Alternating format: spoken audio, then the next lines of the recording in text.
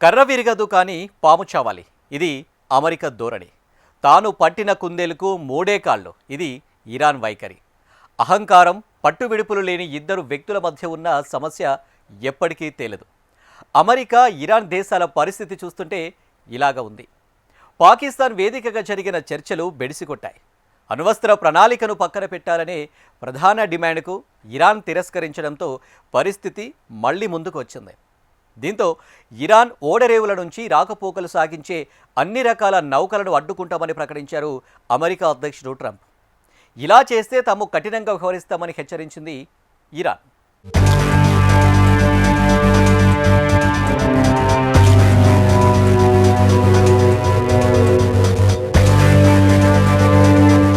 పశ్చిమాసియాలో పరిస్థితులు మళ్లీ మొదటికొచ్చాయి. అమెరికా, ఇరాన్ మధ్య కాల్పుల విరమణ అంగీకారంతో తాత్కాలికంగా ఆగిన యుద్ధం శాశ్వత ముగింపు వరకు వెళ్లేలా లేదు. పాకిస్తాన్ రాజధాని ఇస్లామాబాద్ వేదికగా జరిగిన శాంతి చర్చలు ఎలాంటి ఫలితం లేకుండానే ముగిశాయి. దాదాపు 21 గంటలు అమెరికా, ఇరాన్ ప్రతినిధుల మధ్య చర్చలు కొనసాగాయి. చర్చల ప్రారంభం నుంచే ఇరు వర్గాల మధ్య తీవ్ర విభేదాలు కనిపించాయి. ఇరాన్ అణ్వాయుధాలను అభివృద్ధి చేయకూడదని, వాటిని తయారు చేసే సామర్థ్యాన్ని కూడా పొందకూడదని అమెరికా పట్టుబట్టింది. ఇందుకు ఇరాన్ అంగీకరించలేదు. ఇటు గల్ఫ్ దేశాల్లో ఉగ్రవాద సంస్థలకు ఇరాన్ ఇస్తున్న మద్దతుని కూడా అమెరికా వ్యతిరేకించింది. ఇరాన్ వైఖరిలో ఎలాంటి మార్పు కనిపించకపోవడంతో ఒప్పందం సాధ్యం కాదని అమెరికా తరపున చర్చలకు నాయకత్వం వహించిన ఉపాధ్యక్షుడు జేడీ వాన్స్ తేల్చేశారు. ఇది అమెరికా దేశానికంటే ఇరాన్కే ఎక్కువ నష్టమని చెప్పి స్వదేశానికి పయనమయ్యారాయన.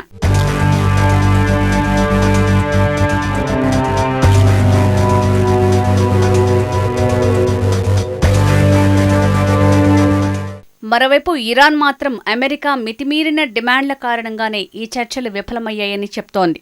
తాము దౌత్యపరంగా ఎన్ని ప్రయత్నాలు చేసినా వాన్స్ బృందం దిగిరాలేదంటోంది.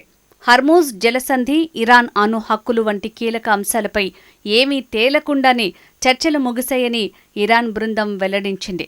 ఈ 2-3 విషయాల్లోనే అభిప్రాయ భేదాలున్నాయని, ఇలాంటి పరిస్థితుల్లో ఒక్క సమావేశంలోనే ఒప్పందానికి చేరుకుంటామని తాము ఆశించలేదన్నారు. ఇరాన్ చట్టబద్ధమైన హక్కులు, ప్రయోజనాలను అంగీకరించడంపైనే చర్చల ఫలితాలుంటాయన్నారు. ఇరాన్ ఎదుర్కొన్న భారీ నష్టాలు తమ సంకల్పాన్ని మునుపటి కంటే బలోపేతం చేశాయని వివరించారు. దేశ ప్రయోజనాలను కాపాడుకోవటానికి ఇరాన్ తన వద్ద ఉన్న అన్ని సాధనాలను ఉపయోగిస్తుందని చెప్పారు ఇరాన్ విదేశాంగ శాఖ అధికార ప్రతినిధి ఇస్మాయిల్ బగాయి. ఈ చర్చల వైఫల్యంతో పశ్చిమాసియా యుద్ధం మరింత తీవ్రంగా మారే ప్రమాదం ఉంది.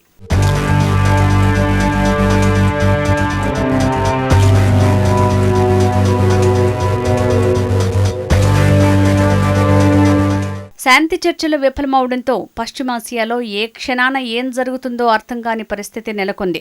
ఇరాన్పై మళ్లీ దాడులు ప్రారంభించేందుకు అమెరికా, ఇజ్రాయెల్ సిద్ధమవుతున్నట్టు వార్తలు రావటం ఆందోళన కలిగిస్తోంది. ఇరాన్పై పరిమిత స్థాయిలో సైనిక దాడులను పునరుద్ధరించేలా అమెరికా అధ్యక్షుడు ట్రంప్ సలహాదారులు ప్రణాళికలు రచిస్తున్నారు. అయితే ఈ దాడులకు ట్రంప్ అంగీకరిస్తారా లేదా అనే దానిపై ఇంకా స్పష్టత లేదు. ఇరాన్ను నలువైపులా నిర్బంధించి హర్మూజ్ జలసంధిపై నియంత్రణ తెచ్చుకోవాలని భావిస్తున్నట్లు సమాచారం. అటు ఇజ్రాయెల్ డిఫెన్స్ ఫోర్సెస్ కూడా ఇరాన్పై దాడులకు సిద్ధమవుతున్నట్టు సమాచారం. ఎలాంటి పరిస్థితులనైనా ఎదుర్కొనేందుకు సిద్ధంగా ఉండాలని సైన్యానికి ఆదేశాలు జారీ అయ్యాయి. ఇరాన్పై దాడులు మళ్లీ మొదలుపెట్టే విషయంలో నిర్ణయం కోసం ఇజ్రాయెల్ ఎదురుచూస్తోంది. అయితే ఈలోగా ఇరాన్ తమపై దాడి చేస్తే ప్రతిస్తంభన తీవ్రంగా ఉంటుందని ఐడిఎఫ్ హెచ్చరిస్తోంది.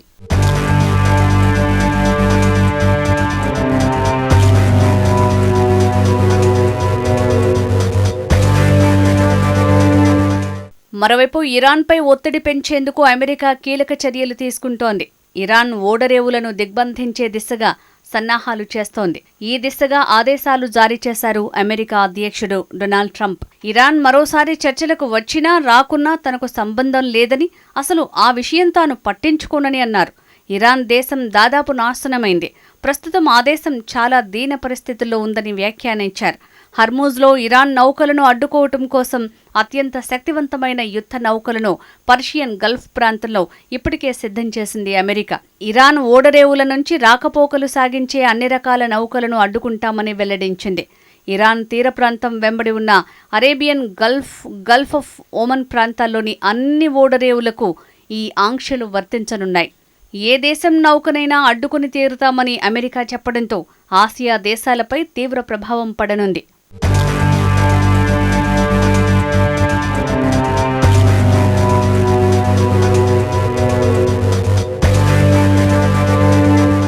అమెరికా హెచ్చరికలపై ఇరాన్ రెవల్యూషనరీ గార్డ్ కార్ప్స్ కూడా తీవ్రస్థాయిలో స్పందించింది. హర్మూజ్ జలసంధి వైపు వచ్చే యుద్ధ నౌకలపై దృఢంగా బలంగా ప్రతిస్పందిస్తామని ఐఆర్జీసీ హెచ్చరించింది. అంతర్జాతీయ చట్టాల ప్రకారం పౌర నౌకల రాకపోకలకు ఎలాంటి అభ్యంతరం లేదని, అయితే సైనిక నౌకలు వస్తే మాత్రం కాల్పుల విరమణ ఒప్పందాన్ని ఉల్లంఘించినట్లు పరిగణిస్తామని స్పష్టం చేసింది. అలాంటి ప్రయత్నాలను అత్యంత కఠినంగా అడ్డుకుంటామని తేల్చి చెప్పింది. మరోవైపు అమెరికా మీద ఎంతటి పోరాటానికైనా తాము సిద్ధమని ప్రకటించారు ఇరాన్ పార్లమెంట్ స్పీకర్ గాలిబాఫ్. మరోవైపు గత 39 రోజుల యుద్ధంలో ఇప్పటివరకు 3,375 మంది ప్రాణాలు కోల్పోయినట్లు ఇరాన్ ఫోరెన్సిక్ విభాగం వెల్లడించింది. మృతుల్లో 2,875 మంది పురుషులు, దాదాపు 500 మంది మహిళలు ఉన్నట్లు అధికారులు వెల్లడించారు. దాడుల తీవ్రత దృష్ట్యా మృతుల సంఖ్య ఇంకా పెరిగే అవకాశం ఉందనే ఆందోళనలు వ్యక్తమవుతున్నాయి.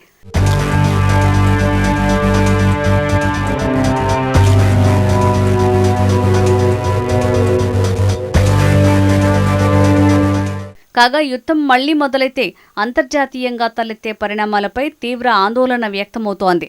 అమెరికా, ఇజ్రాయెల్ దళాలు ఇరాన్ చమురు కేంద్రాలతో పాటు పౌర మౌలిక సదుపాయాలపైన దాడి చేసే అవకాశం ఉంది. ఇటు ఇరాన్ కూడా గల్ఫ్ దేశాల చమురు క్షేత్రాలను లక్ష్యంగా చేసుకుంటే Saudi Arabia, UAE, Bahrain, Kuwait తదితర దేశాలకు తీవ్ర ఇబ్బందులు తప్పవు. పశ్చిమాసియాలోని అమెరికా సైనిక స్థావరాలకు ముప్పు పొంచి ఉంది. ఇరాన్ మద్దతుతో పనిచేస్తున్న ఉగ్రవాద సంస్థలైన హుతీలు, హిజ్బుల్లాలు తమ కార్యకలాపాలను తీవ్రతరం చేస్తాయి. ఇరాన్ హర్మూజ్ జలసంధిని శాశ్వతంగా మూసివేస్తే ప్రపంచవ్యాప్తంగా చమురు సంక్షోభం నెలకొనే ప్రమాదం ఉంది. పెట్రోల్, డీజిల్, ఎల్పీజీ, ఎల్ఎన్జీ ధరలు ఊహించని స్థాయికి చేరుకోవచ్చు. ఫలితంగా అనేక దేశాల్లో నిత్యావసర వస్తువుల ధరలు పెరిగి ఆర్థిక మాంద్యానికి దారితీస్తుంది. అంతేకాదు, ఇరాన్ దౌత్య మార్గాలను శాశ్వతంగా మూసివేసే అవకాశాలు ఉన్నాయి.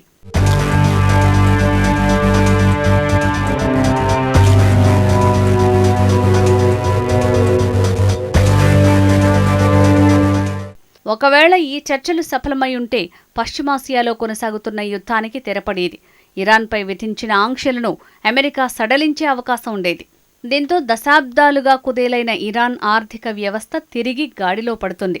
హర్మూజ్ జలసంధి పూర్తిగా తెరుచుకుని చమురు, సహజ వాయువు రవాణాకు ఆటంకం తొలిగేది. మార్కెట్లో చమురు ధరలు యుద్ధానికి ముందు పరిస్థితికి చేరకున్నా గణనీయంగా తగ్గొచ్చు. ఇరాన్ దాడుల కారణంగా ఇబ్బంది పడుతున్న గల్ఫ్ దేశాలకు భారీ ఊరట లభిస్తుంది.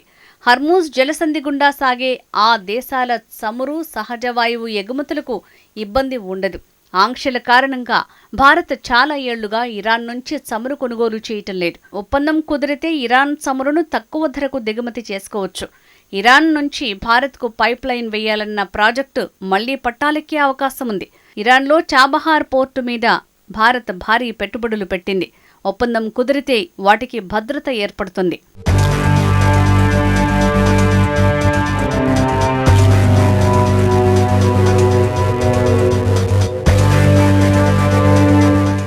ఈ మొత్తం వ్యవహారంలో అమెరికా అధ్యక్షుని తలబిరుసు, ఇరాన్ మొండితనం, పాకిస్తాన్ అవకాశవాదం చర్చనీయాంశంగా మారాయి. దాదాపు 40 రోజుల యుద్ధం తర్వాత తీవ్రంగా నష్టపోయిన ఇరాన్ మరింతగా ప్రతిఘటిస్తూ నిలబడటం డొనాల్డ్ ట్రంప్ అంచనాలను తలకిందులు చేసింది. అమెరికా ప్రయోజనాలే ముఖ్యమంటూ యుద్ధాన్ని ఆరంభించిన ట్రంప్ ఇప్పుడు మధ్యవర్తిత్వం గురించి మాట్లాడుతుండటం అనుమానాలకు తావిస్తోంది. సమస్యకు తెరదించే మార్గాన్ని ఆయనే మూసివేశారు. ఇక అమెరికా ఒత్తిళ్లకు తలొగ్గబోనని తన వైఖరితోనే స్పష్టంగా చెప్పేసింది ఇరాన్. తమ సుప్రీం లీడర్ సహా ఎంతోమంది అగ్ర రాజకీయ, సైనిక నాయకుల హత్యల తర్వాత మొండిగా నిలబడింది. పాకిస్తాన్ పరిస్థితి ఇప్పుడు అడకత్తెరలో పోకచెక్కలా మారింది. శాంతి ప్రక్రియ, చర్చల కోసం ఆ దేశాన్ని అమెరికా పావుగా వాడుకుంటోంది. చర్చలు సఫలమైతే తమ దేశానికి అంతర్జాతీయంగా మైలేజ్ పెరిగితే అమెరికా దయతో అప్పుడు మరిన్ని పుడతాయని పాక్ పాలకుల ఆశ.